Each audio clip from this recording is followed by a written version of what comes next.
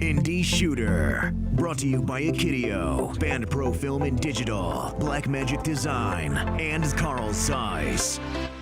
Hi, Clint with Indie Shooter here at Panasonic Hollywood, and I'm here with Pär and Pär. Pronounce your last name for me. Ekberg. Pär Ekberg if you're Swedish. But I'm not, so Pär Ekberg. Pär Ekberg.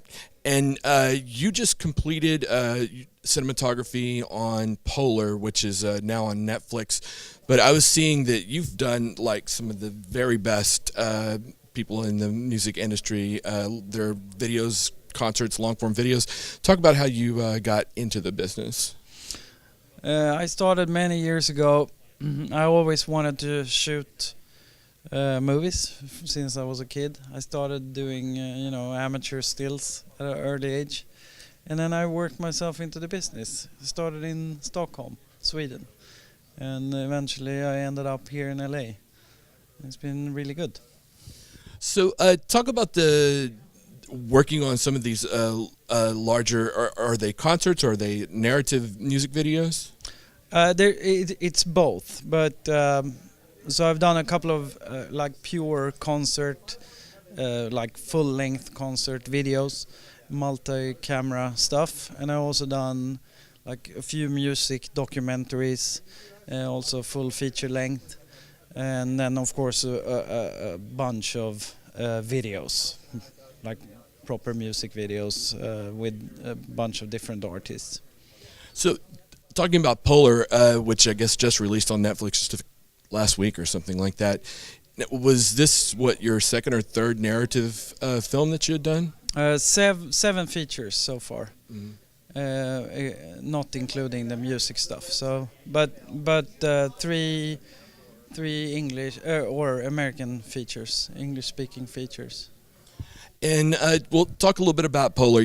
One of the things that I found really interesting in the talk that we had here was that it was based off of a graphic novel. So you were interested in him going from this blaring color world to something that was muted. Talk a little bit about your approach.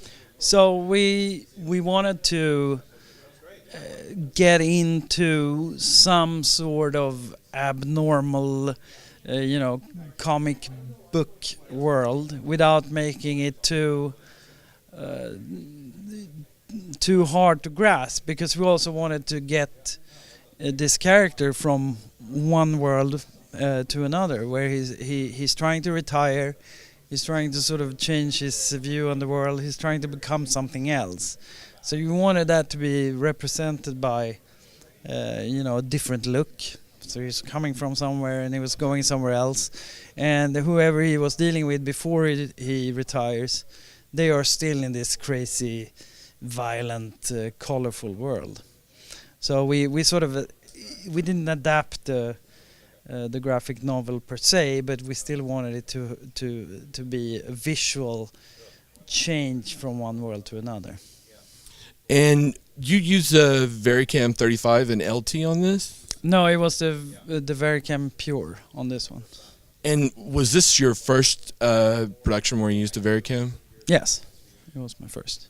So talk a little bit about, you said that you had tried out the other cameras or on the market. What was it that drew you to the Varicam Pure? There was a lot of things that got me decided on this, but first of all, there was a 4K requirement on this movie.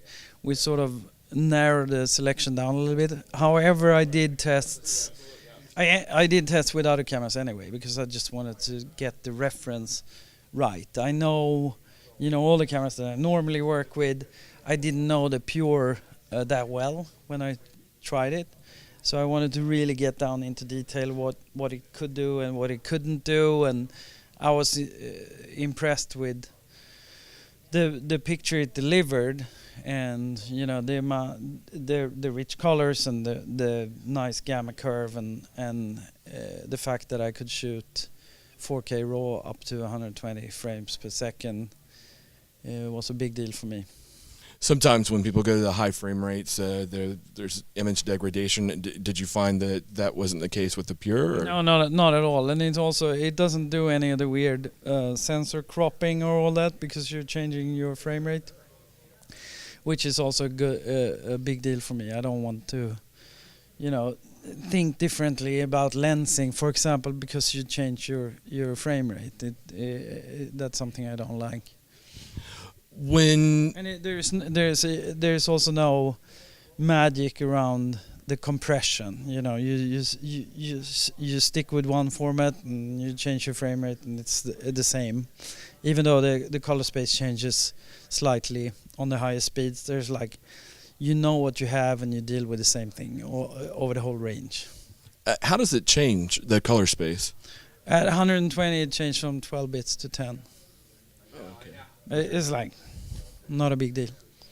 Were you guys working with LUTs so that you had an idea of like what it was you were shooting, being you were going to different looks through this production? Absolutely, I had very specific LUTs for all the different locations and situations and also characters, and you know, there was a selection of different LUTs depending on what we were doing.